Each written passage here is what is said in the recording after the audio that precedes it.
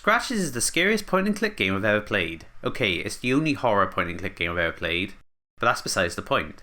This isn't your typical horror game with cheap jump scares and survival mechanics. The terror comes from the silence, from the dread that slowly creeps into your bones as you wander the creepy old house alone. Released in 2006, Scratches is one of the earliest successful indie horror games from the 2000s. Sadly, it's now abandonware. You can't buy it anywhere, but it's not hard to find online if you know where to look.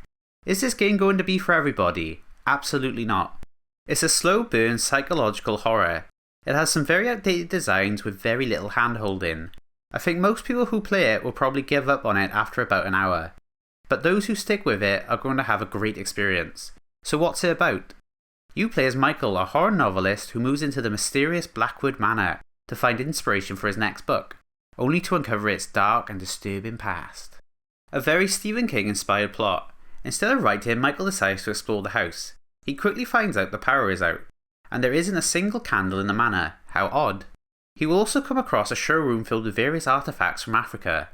Whilst exploring the house, Michael will come across a few journals from the previous owners.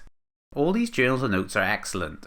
One will tell you about how the previous inhabitants slowly became mad as strange noises coming from the house. Another will tell you about a trip to Africa. Whilst there, the writer was being watched by an unknown tribe. He followed the tribe where he saw them worshipping a terrifying mask. He then saw the tribe brutally start killing their own with their bare hands, like they were possessed.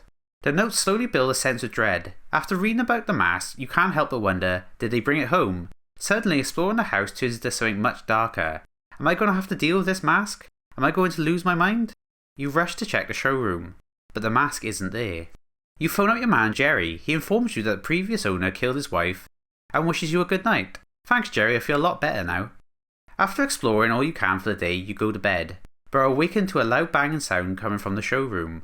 Once you get there, the banging will stop. You'll notice a door that wasn't there before. You pick up the hammer in front of it and awaken, for real this time. This time there are scratching sounds coming from the fireplace. Listening in, you will determine the sound is coming from the basement. Once you get into the basement, this music starts playing. I thought, oh god, what the actual fuck is in this basement? The game has been pretty silent so far. This music really stood out. I won't spoil what happens next. I will say the story does get very interesting, with a very good ending that sticks the landing. It has enough answers but still leaves enough mystery to keep you thinking about the game. If this sounds interesting to you, definitely play it, but you'll probably need a guide. Do not play The Last Visit however. This is an F-log to the game. It's not good. It's neat seeing the house after a few years, but that's all it's got going for it. They give you definitive answers, and it ends in a very B-movie horror way. It is short at least, but it has the opposite vibes of the main game. Just ruins the mystery of the game. The biggest turn-off for most players will probably be the gameplay. It's classic point and click with static first-person views and a 360-degree rotation. You stand in place, look around for things to interact with, and move by finding the right spot for your cursor to turn to a point in hand. It sounds clunky, but it's actually more intuitive than it seems. You'll be able to pick up some objects and put them in your inventory. How will you know what objects you need? You don't. Michael somehow does, and he will let you pick up the items. You can combine some items in your inventory. You really have to pay attention to objects and environments if you want to figure out what you are doing.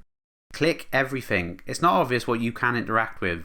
There is no glowing outline or anything. The cursor will change when you hover over something, but that's it. The pacing is very slow and deliberate, which is great for immersion but will more likely turn off a few players. A lot of puzzles can be fun, but there are some extremely obscure answers to them. Pair this up with backtracking and this game can begin to feel tedious. This is why I recommend using a guide if you ever get stuck.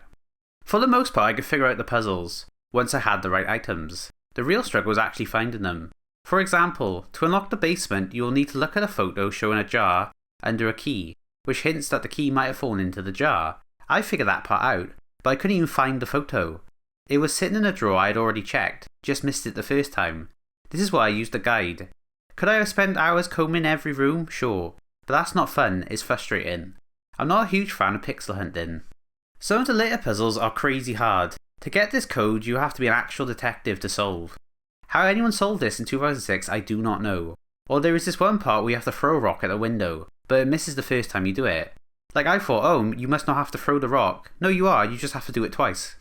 Graphically the game looks old, but for me this really adds to the creepy vibe of the game.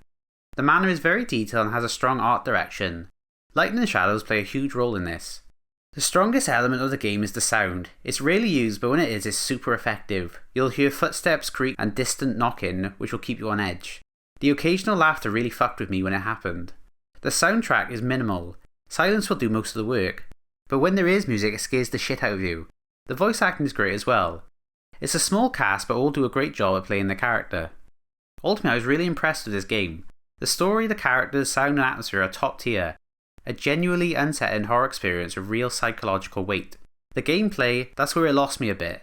I'm more of a LucasArts point and click guy than a Nancy Drew one, I guess. If the game just had a few tweaks like better object highlighting or a basic hint system, I'd recommend it to everybody. As it stands, I can only recommend it to the patient.